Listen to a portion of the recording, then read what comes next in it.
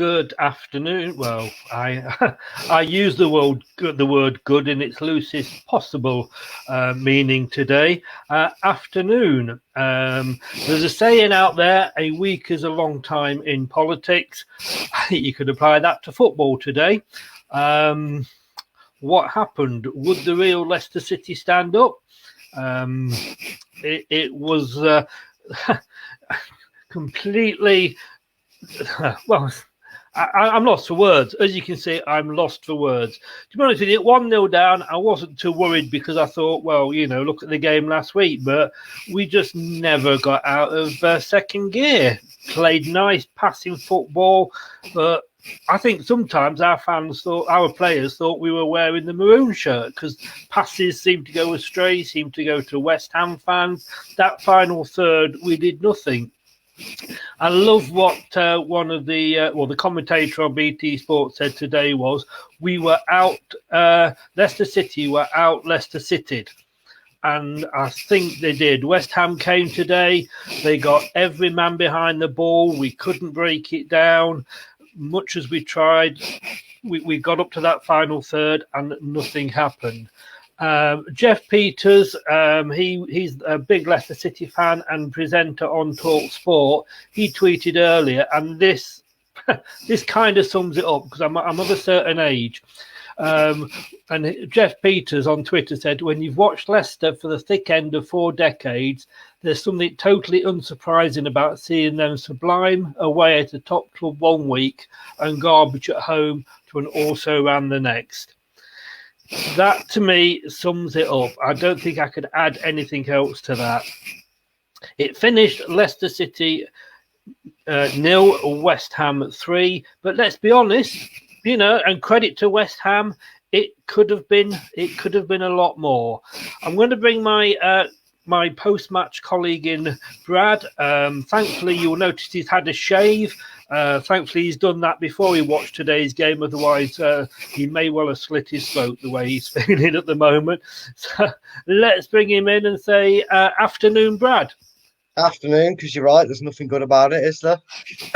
Excuse me. No, there's not. But, let's, if you'd have said a week and a day ago that, hey, you'll beat Man City and you lose to West Ham, we'd have probably said on your bike. It would be the other way round. So we got 3 out of a possible 6, and I know fans' expectations go up the better we play, but was that, just flip-sided round? We still, it's not the. I mean, I know Eddie Bland put on the page earlier, that's it, season's over.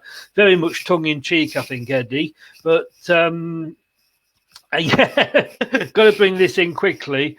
Dale Tigger there. Twigger, sorry. Oh, Brad, 5-0, your fault. At least we don't have to hear Brad sing. Yeah, bye, guys. Thanks for tuning in. I'm off. See you later. Bye. It was my fault, that word. Cheers, Dale. Thanks for that. I was nearly right. There were only 2 guys. Oh, and I West Ham. I just meant... You froze then a little bit, Brad. You didn't actually say... Sorry, I'm in the bedroom. The signal's a bit weak in here for my recordings. Right. You didn't, You did say 5-0. In fairness, you didn't say who to, but we'll not forgive you for that. But yeah, I mean, like you say, you'd have expected us to got 3 points out of those 2 games, which we did. But it's the performance, isn't it? It's one of them. It's always hard to take on the back of a brilliant result against Man City. And to be fair, the statement's right. I made the same sort of statement. Leicester were absolutely out Leicester today. I think we got for everything we got right in the Man City game, we got completely wrong today. One thing, and it's just it annoys the hell out of me because it's been a problem for years. We can't defend set pieces, but we struggle to score from them. If we're not getting it right one end, at least make sure we're getting it right at the other end, because we need to sort something out. I'm going to, go on a cult hero here. So don't get me at fault for the first goal. You cannot let Mikel Antonio, with his track record of heading goals, get in behind you. He had a free run and header for the first goal. But then after that, like you say, we just never got out of second gear. And look, You're allowed to have an off day at the office, and that's clearly what it was. It was shocking, yeah, the formation, and nobody had a good game. In fact, no. To say nobody had a good game would be a bad statement from me and from anyone that says it. Not everybody had a bad game. I think again, under a bad result, Mendy actually had a decent performance. He didn't do too much wrong, and Prosper really couldn't really do much about the 3 goals. But here we are. We got 9 points out of 12 at the start of the season. If you said to me you're going to get 9 points out of a possible 12, yes, I would have expected the 3 points would have been dropped to Man City. Yeah. But you take as it is. All we can do now is put this to bed, have the international break.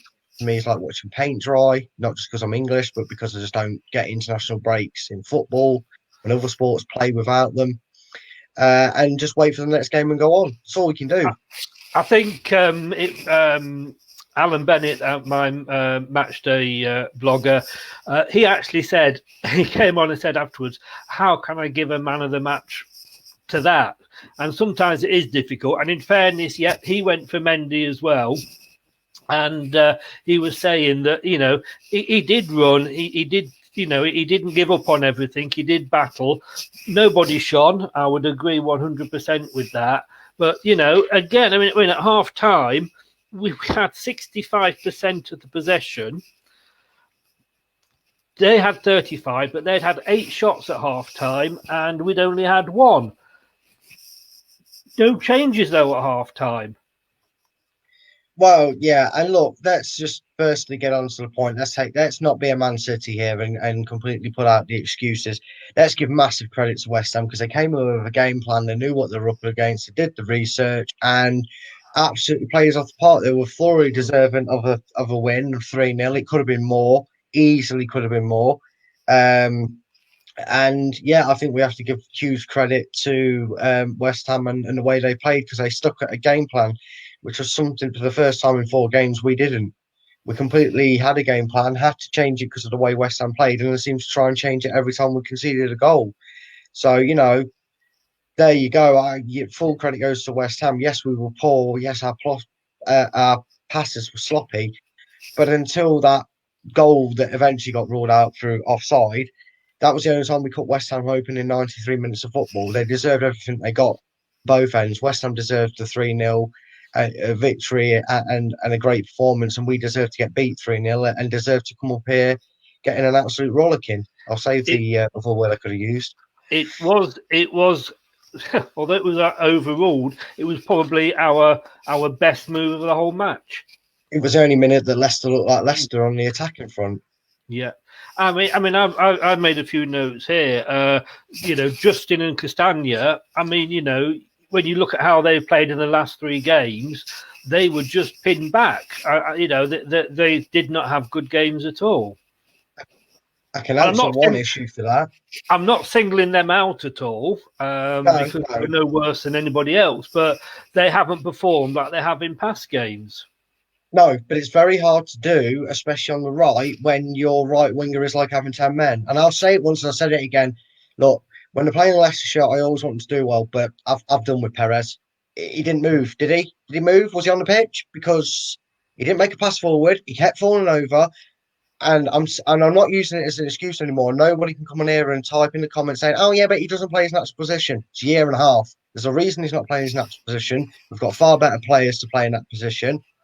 And he's been playing a year and a half now as a right winger for us, and he's done sod all. 1 in 100 games. Remember that comment we had where Maddison does 1 in 20 games? We thought it was harsh. If anyone said to me Perez does one good thing in 100 games, I'd agree with them because he's no good. Undermade, I think, 2 or 3 forward passes in the 30 minutes he was on. 1,000 times better player. Yeah. Sorry about that. My phone just went off then. I thought it was Brendan ringing for advice. Yeah, it might have been. You might have been asking what we did wrong. Yeah. I think that was, if you're going to be really critical, a positive for today was Perez came off the pitch, and I hope that's the last time he does come on the pitch. Yeah, as you know, I mean, I have been a Perez fan, and yes, I have made the comment he's not played his natural position. But even today, I must admit, I struggled to defend him. I think Under's going to replace him, and after today's performance, the sooner the better. Maybe, we'll see him, in a few games' time, or, if he is dropped to I was surprised to see he was starting. Unfortunately, Pratt was injured, and Maddison were injured. I mean, do you think, we certainly missed Pratt? I think we missed those two players today, didn't we? Yeah, definitely. We did. We like I said in layman's terms, we were minus a man for what it was. We definitely missed another creative outlet in the likes of Pratt because and that's one thing it did show today. And I don't think he did too much wrong, apart from maybe try to do too much at points. But Tillemans definitely needs an extra creative spark next to him because he was trying to do his and someone else's job today, and it just did not work clearly. Not to say that he had a bad game, because everybody had passes astray. I think on the whole, it wasn't like it was awful performance. It wasn't like calamitous, but West Ham just were on the front foot in the press. Like you said, if you'd have said to me Leicester were playing today and I only looked quickly at the kits, I'd have thought, by the way they were playing, that Leicester were in their second strip or third strip or whatever one it is, because they were at us. I think today we got it wrong from the off. I think after the Man City result, maybe Brendan got lured in and thinking, well, that's the way we need to play from now on. No, it wasn't. We could have gone with a back line of four. We should have had evidence of Sayuncu playing at the back and played attacking, because playing with so many at the back. Harvey Barnes didn't have a brilliant game until that last little 2 minutes.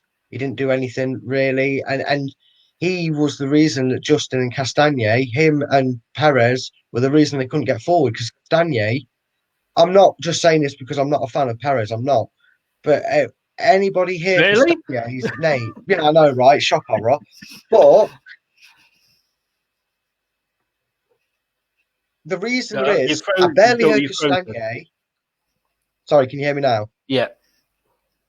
The reason it is because I barely heard Castagne making his breaking runs and getting on the ends of balls when Perez was on the field. And when he was off the field, he got the ball more. We looked more threatening. It cannot be a coincidence in that Perez is not suited for our team. Look, if he goes to a Premiership side like Villa, Southampton, whatever, or whoever, I doubt he goes Southampton with Newcastle, but hey ho, and does well, maybe he finds his level. It's clearly not in this team. Because if you're going to play a guy out of position for a year and a half and see zero improvement, he's not cutting the mustard. I'm so glad Under got on the pitch today. I was flabbergasted that he didn't start, and B, immediately Perez wasn't torn off the pitch at half time. Well, let's have a look at what some colleagues have been saying here. Where have we gone? Not sure who this was. Thought, picked us off totally, outbeaten all over. I think that's probably a fair point. Need a natural left back. JJ being bullied off the back far too often. Burnley game for starters. Didn't, again, like I said earlier, probably didn't have his best game. I don't think he's let us down at all. But I think once Pierre is back, I think we know that Castagne is going to go over onto that side. Dale, it didn't help missing Pratt and Maddison. Exactly what I said earlier. I agree with you. I think, and as Brad said there, I think Tillemans suffered not having Pratt next to him.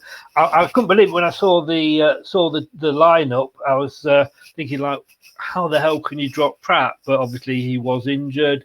I think this one is Brad's best friend here, Perez woeful. Yes, he was. He's not had a good game. Let's move down here a little bit. Dale, Perez has zero impact on our game. Like I say, Brad sticking his thumbs up there. He's agreeing with you. Missed Pratt, yes, we did. It was tough to use a formation for our strongest team with key players missing. Yep. That was Dale, Julie and Geordie Cummings. Can't win them all. Yes. Well, Arsenal did one season, but yeah, I agree. I mean, at some point, we know that these runs have got to come to an end. Maybe that was our bad game. Let's get it out of our system. And maybe it just might bring a few players down to earth again. You know, players like anybody in any other business, you know, sometimes you need a bad result or a bad sale or something to go wrong just to pull you back into that sort of, hey, this is real life here, you know. Everton, you know, have got that to come. The more longer it goes on, the more pressure that gets on the team. So, yeah, Julie, we can't win them all, but it would be nice to. And welcoming Matthew. Afternoon, gents, a bit late. We'll forgive you. Just don't do it again, Matthew. And what have we got down here? They were all seen leaving a strip joint at 5 a.m. No wonder they were all shite. And were you there? That's Charlie Paulie. Were you there, Charlie? And if so, does your wife know if you're married? But let's bring Brad in. And did we play the wrong formation with the players that were out? Yeah, I think so. I think it was one of them that maybe Chowdhury has a bit of pace, and I know he sits in the position of Mendy where he played, and that was pointless bringing him on for 2 minutes. Game dead and buried. I didn't see that, but you maybe could have got him to sit where Pratt sits. You know, Pratt does get forward, but he's more the shore up, conservative minded player that tries to pick out a pass. It might have been an idea to maybe give him the start and see how he did settle into that role, because when cover comes to cover, that is our defensive cover we've got. You know, on the basis of what you would say the strongest 11 is. I know how brilliantly Mendy's been for the first 4 games. I'm not trying to take that away from him, but I think if you're going to go on who would you put there, it's going to be Ndidi. You've got Mendy and Chowdhury as you cover for the midfield. If I don't see why Chowdhury couldn't have given that free license to try and maybe fill that role. Yay! Everybody is not bringing out the pitchforks, they're bringing out in support because yes, that's Sue Shelley. Welcome along, Sue. Obviously agreeing there with Brad. I mean, I must admit, am I a fan of three at the back? I'm an old-fashioned four at the back sort of guy. It works against some teams. I know. I was surprised he went for the formation that he did at home to a team like West Ham. But you know, I'm not the manager, and you know, I'm sure Rodgers will win more games than me. But I think, like I say, I think more than we certainly did miss Pratt, and even for Maddison just to bring him on, just to sort of give us that little bit extra. But I think this, you know, when you look at the stats for the game, and I'm just going to bring them up here. He says famous last words here. We had 69% of the possession, a bit like the game of the night where Leeds had very little possession but still got a draw. We had 4 shots in all 90-odd minutes, 92 minutes. Not one of those shots was on target. West Ham, away from home, had 14 shots on target. Had 14 shots and 6 on target. Now that at home, it's just not good enough, is it? No. Look, we spoke about this a few times over the start of the season. That home advantage isn't a thing; it's just imaginary. It's a myth. It's not a thing with the crowd not being there. It's no longer a thing. So, you know, I don't think it matters if it was home or away today. The way they lined up and the way they went about the business, so they got beat off the park every game. I think today maybe we got a bit carried away. Maybe we got a bit tricked into our own trap that we set against Man City, because we had 30% possession against Man City, and we know what we did there. So possession's nothing as well. It's all about what you do with the ball in the final third. I don't like all these, possession wins your games. No, it doesn't. Goals win your games. It's the most obvious sport to tell you that. If you score more than your opposition, you win the game. And 4 shots in the whole of 90 minutes, that's very un-Leicester-like. Look, that formation we played against Man City is going to work against teams that play like Man City, that have the talent and ability. Maybe like a Liverpool side or a Chelsea side will play like that. It will work. But when you come up against a team that were like for liking us, they like to hit hard, they like to get at you fast. They've got a fast striker in Antonio, you know, and they've got capable players on the wing that can break you down, and that definitely got at us more than we got at them.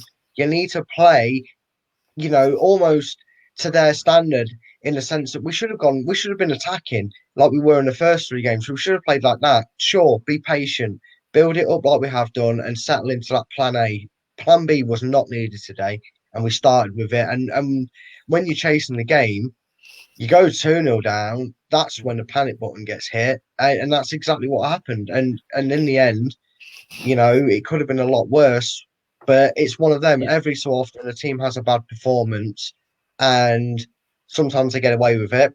Yeah. Sometimes you can win when you're not playing well, and sometimes you get what we got today. And we just have to do exactly what it is, write it off. Everybody had pretty much a bad day at the office. I think if you're gonna pick out a But I positive, think when many. you look at the game, I mean, as I was watching, and we all watch it with different eyes and have different opinions.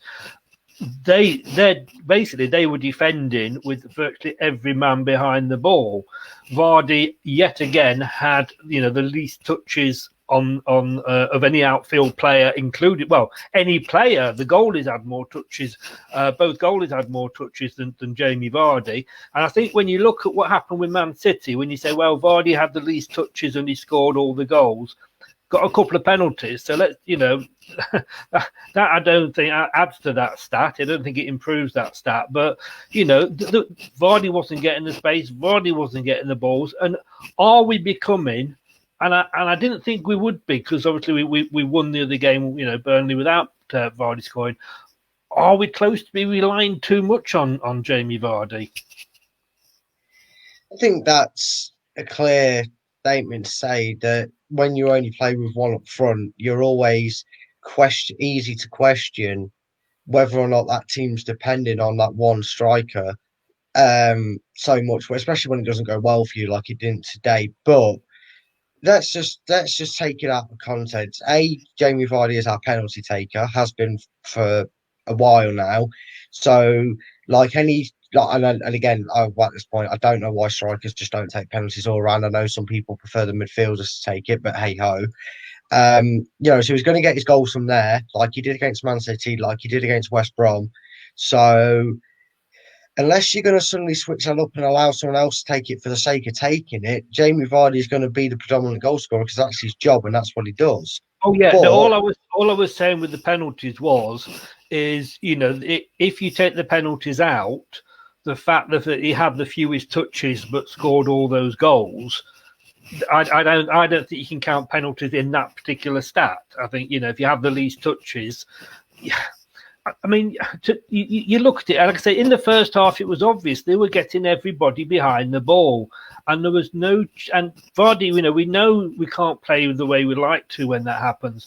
Okay, Vardy wasn't getting the service because every pass seemed to go to a purple shirt.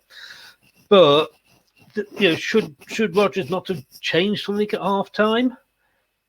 he should have done something at half time. I couldn't believe he didn't, and when he did do something, unfortunately, it was too late. I mean, it was hard to register I nearly said Cagson, Under's performance as a positive thing because he came on and the game was already dead and buried. I think the thing is, if you take the penalties out of it, and Vardy's Vardy, it's very common knowledge that he doesn't see a lot of the ball, but when he does, he's deadly. This isn't new to Leicester, and it isn't new to opponents. I mean, just look at the offside goal in a sense. Look at he got in behind, and dinked it over the goalkeeper and just fluffed it. He had one chance, and 9 times out of 10, you seen that ball nesting in the net. It's Vardy through and through. But to say goals maybe don't come from anywhere else, if you go on open play, Vardy, I believe, only has one goal from open play, whereas Barnes, Tillemans, Madison, Pratt have got goals from elsewhere. They're not going to come in every game. Today was one of them. West Ham defended like we did against Man City, and we played like Man City against us. It was just one of them games. Now, if you have another performance like that, or 2 or 3, maybe that's when we'll see the cracks starting to appear. But one game out of 4, one bad performance out of 4 is a good ratio to keep. I wouldn't like that ratio because obviously we're going to lose a chunk of games this season and that. But if you said 80% of your games this season you're going to do well and get a good result of, and every so often you can have a bad performance like that. I'm not too worried about our goals not coming from the midfield when they've already come from the midfield early doors. Just let Vardy do what he does. Vardy does Let, what he does and he does well, and then worry about let, the midfield if they let start me getting take you back. Yeah, let me take you back to the 2015-16 season. please. Yeah, it would be nice, wouldn't it? Back to the Future. Yeah, that's when it should be. But no, you remember the way we started there? We started off really well, and then we got a hammer in by Arsenal, 5-2 at home, and that that season didn't end up too bad. Look, we're fans. We know, it is only one game. It's a bad day at the office. I think for me, it was just the performance was lacking. None of the passes worked. I mean, all those passes we tried, and I know the conditions were terrible. Let's not forget that. But every single pass that they tried to put through for Vardy and Barnes, they just weren't coming off. West Ham had too many back, cutting them out. Yeah, I mean the conditions weren't bad enough for West Ham though, were they? Because they got 3 goals. No. Like I said, I just think West Ham went right. How do we set up against a side that like to pass the ball in midfield, dominate the passing, and pick you off? Hold on a minute. No, hold on. I'm watching this Man City Leicester game and they're showing us how to do it ourselves, and we just didn't have an answer for it. I think we should have been attacking from the off front and pushed and maybe dragged them out a bit. I think we should, like I said, I think we should have gone with a back 4 today. And that's not picking at someone like a Marty who's not been in the team that much. I wouldn't have minded if you'd have said Evans still was carrying a knock and we went with a Marty or Cags as the back pairing.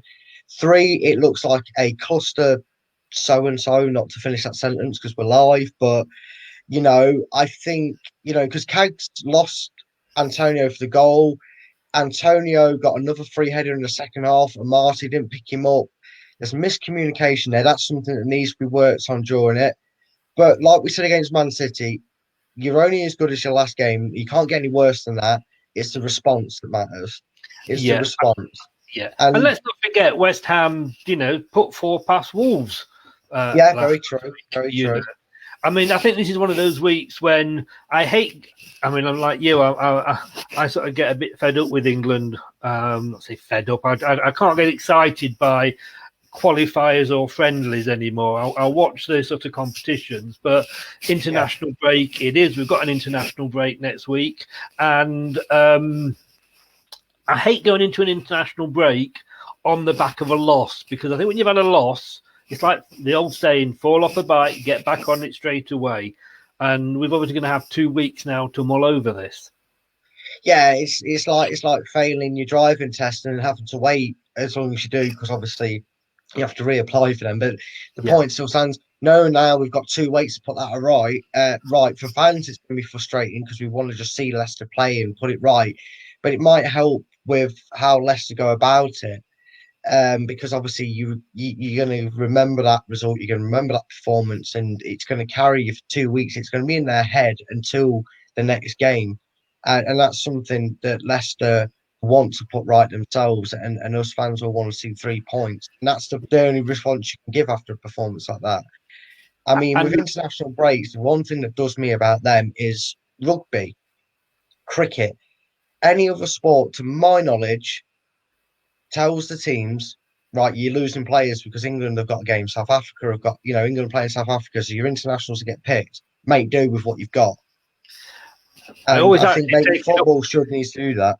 Taking up on that point, though, I think with England cricket, I don't think they actually play for the sides while they're actually in an England tournament. I think they actually are committed to England and taken out. No, they in between the tests, they can sometimes play for their teams if they're not selected. I thought you had to sign up for England, and I always remember with the rugby union when Leicester would do, with the Man United of rugby union. I always remember we seemed to struggle when the World Cup came along and we lost half our players. We always seemed to have a bad season.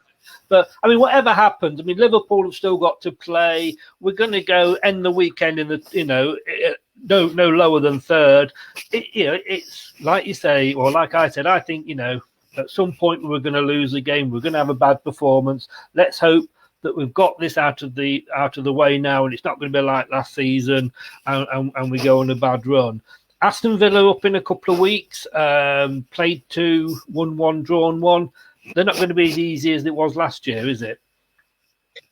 No, they're not. Look, there's no such thing as easy games. I think the best way to sum up our last 2 performances was Jekyll and Hyde. One was good and perfect, and one was perfectly bad.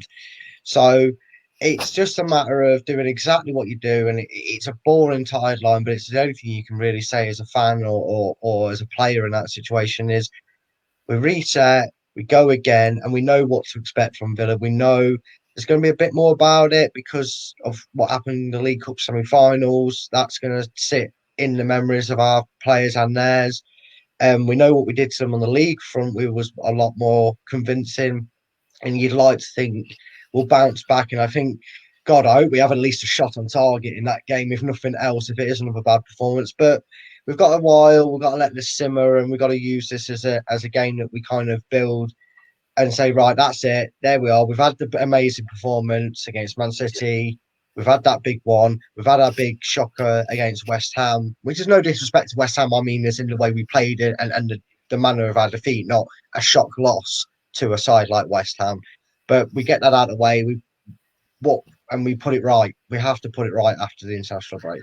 I think we should end on the old saying, welcome to another Leicester City season. It's going to be a roller coaster ride, and it is never anything else, is it, when you follow Leicester? No, it's not. It's the best roller coaster you go on. It is. Let's hope we're not being sick all season. Brad, as normal, thanks very much. No worries, mate. A weekend off next week, so you can go out and you can go to that strip club at 5 a.m. in the morning. Yeah. Well, I don't want to go there if Paris is going there. Probably miss the opportunity. He'd offer the money and drop it on the floor, But But thanks very much, Brad. Thanks. No worries, mate. Pleasure as always. See you in a couple of weeks if I don't see you before. Yeah, and thank you everybody that chimed in today with the comments. I don't know why I'm waving at you like you can wave back, but there you go. Never mind. Okay, as Brad said there, thanks everybody for joining. Next Friday, there's no opposition view, so we've actually got a new show where I'll be joined by Daniel Harrison. Now, I don't know if you know Daniel, but if you go onto the website www.leicestertillidie.com, he's the guy that does all the player and management drawing, so he's got a talent there. But he'll be joining me next Friday, and when we don't have a opposition view show, we're going to have what we call a retro show, when you've got a couple of old codgers. I'm a bit older than him, but looking back at memories for Leicester City. So this coming Friday, we're actually going to be looking at what was our first games. So I know what mine was. Obviously, Daniel knows what his was. What's your first game, guys? Join us on Friday. You can come online if you want to. If you want, I can send you the link. Come online, or just pop in the comments what your first game following the Mighty Foxes was. Till then, as I say, we'll be back on Tuesday as well with Craig and the Tuesday night show. And like I say, that's next Friday then with the retro show. If you're watching this on YouTube, if you've not watched it live and you want to catch up, all the links below, and follow us on Facebook, Twitter, and Instagram. As I always say, have a good weekend. It's not going to be the best one now or what's left of it. Whatever you do, though, stay safe and hopefully see you soon. Goodbye, guys. Bye-bye.